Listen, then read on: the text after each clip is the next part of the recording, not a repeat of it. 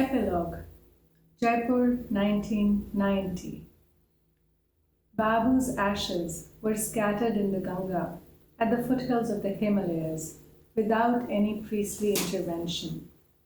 His release from life, accompanied only by the chants of his favorite mantras, floating up from the remains of his family. His 2 daughters, 1 surviving son-in-law, and 3 grandchildren.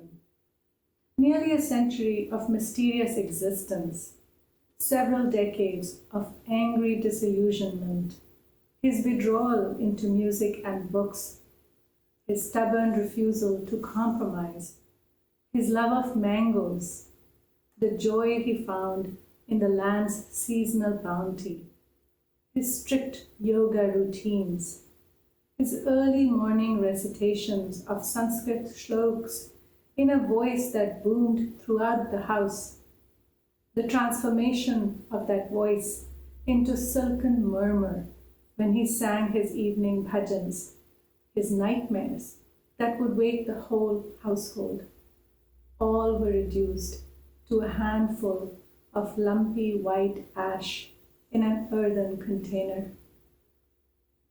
India was celebrating the 43rd anniversary of its independence.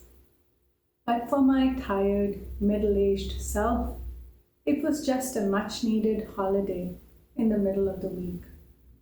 Although I was no longer anyone's daughter, I was still a wife, a mother, and a sister, as well as an academic, and a perpetual hostess who might someday learn to be a good housekeeper. Perhaps it was Babu's emotional disengagement, I reflected, that had allowed Didi to survive with exemplary dignity the dissolution of Thakur Sahib's ancestral fortunes and the early death of Jijaji. But it must have been Amma's maternal devotion that had enabled her to raise, as a widowed mother, her adopted son, my third born, a piece of my heart. When, I wondered, did my life become the sum of my relationships? Was it when I agreed to marry a stranger and move hundreds of miles to an alien world?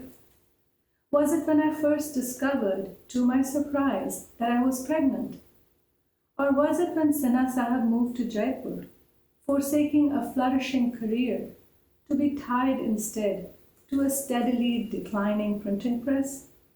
Or when Amma's death left me with the fragments of her legacy and a father who was also falling apart? Or when I could no longer endure my sister's sadness and bore a baby to give away to her?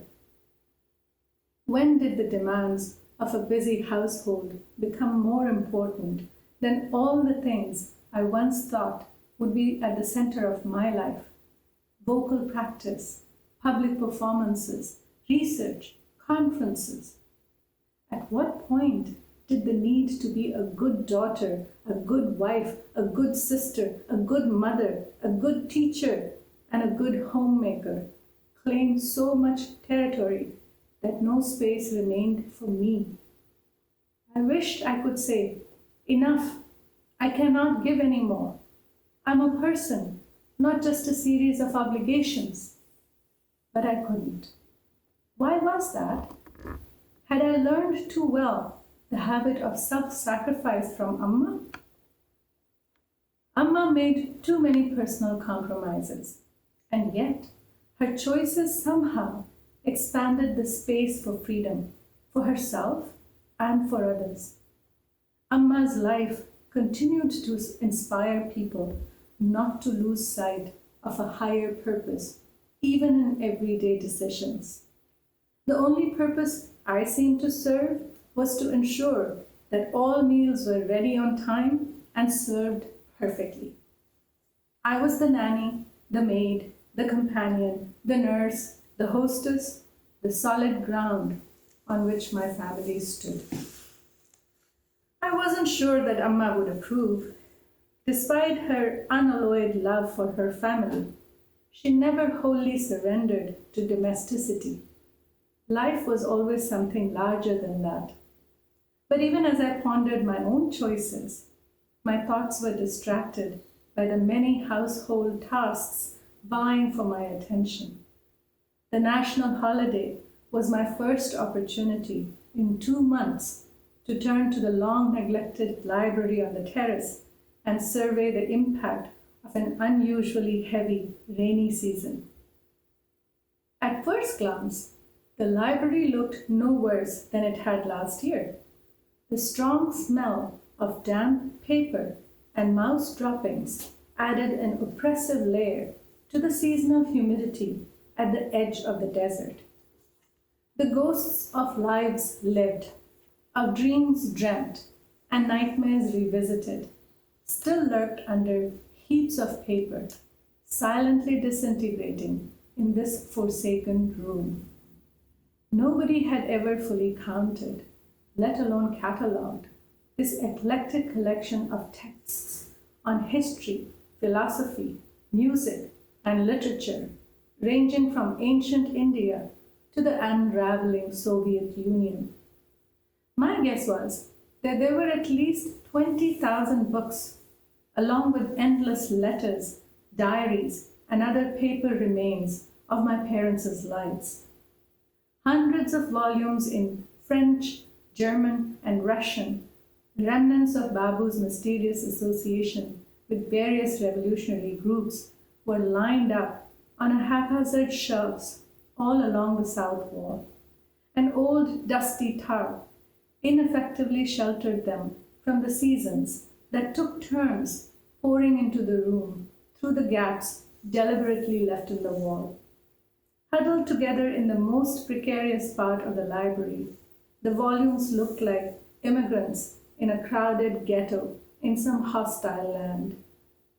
Yet the rest of the room was really no less perilous. Rows and rows of makeshift shelves, crammed full of books in Hindi, English, Sanskrit, Bengali, Gujarati, Marwari, Marathi, Persian, and Urdu, all lay under layers of sandy dust, caked in places because of the recent rain, disturbed only by the trails of resident insects, geckos, and mice. My unsure footsteps left tracks in the soggy layers of the dust on the cement floor. I made my way to the furthest corner of the north wall. I knew I needed to start from here, since I had ignored this section of the library for far too long. The top shelf was filled with the colorfully bound diaries of various vintages, arranged in no particular order, in which my mother had documented her life. One diary jutted crookedly out of the uneven row, its cardboard binding covered in faded red cloth.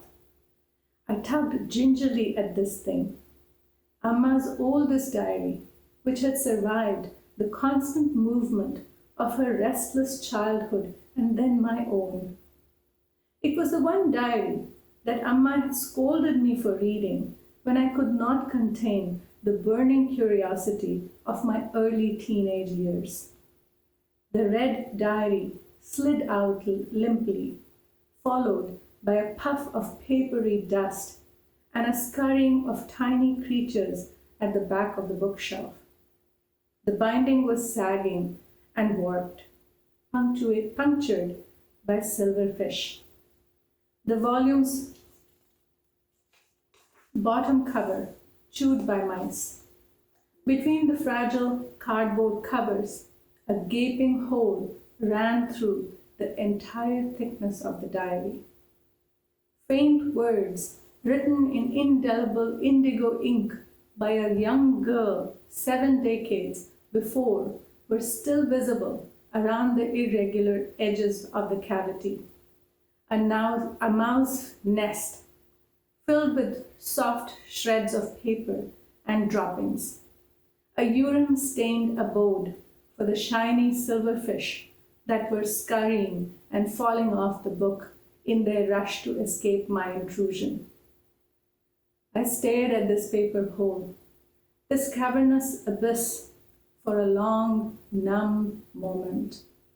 Closing the covers, taking care not to spill any shreds of paper, I held the book close to my thumping heart. With my other hand, I started to pull out more diaries from the top shelf, raising more dust and more shredded paper, disturbing more droppings, mice, gecko, and silverfish. Ignoring the swirling dust and the overpowering smell in this graveyard of books, I turned toward the visibly wet lower shelf.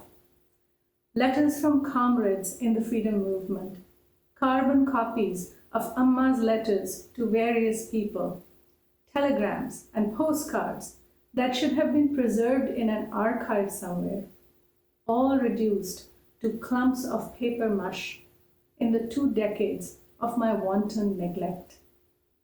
Words, textures, pen strokes, messages, stories, all irretrievably collapsed into each other, devoid of any meaning. My chest tightened with panic. I began to tear about the library in search of something that had survived, some trace of Amma's life that remained legible. Amidst sodden, chewed up, and brittle paper, I found one damaged copy of her autobiography, Smriti Ki Shrankhalain, and one green hardcover diary, damp but whole, that was filled with her handwriting. I imagined Babu smiling mischievously, perhaps gratified by the destruction, a fitting end to his mysterious life of detachment. But Amma could not possibly have wanted it this way. Why else would she have written such detailed daily accounts, preserving her thoughts, recording her memories, amassing all the evidence? Why did I squander this treasure? In my determination to be there for others, why had I abandoned my own mother? I sank down onto the dirty cement floor, surrounded by the rubble of my own creation, trying to grasp the enormity of despair. How could I ever tell Amma's story? How could I even begin?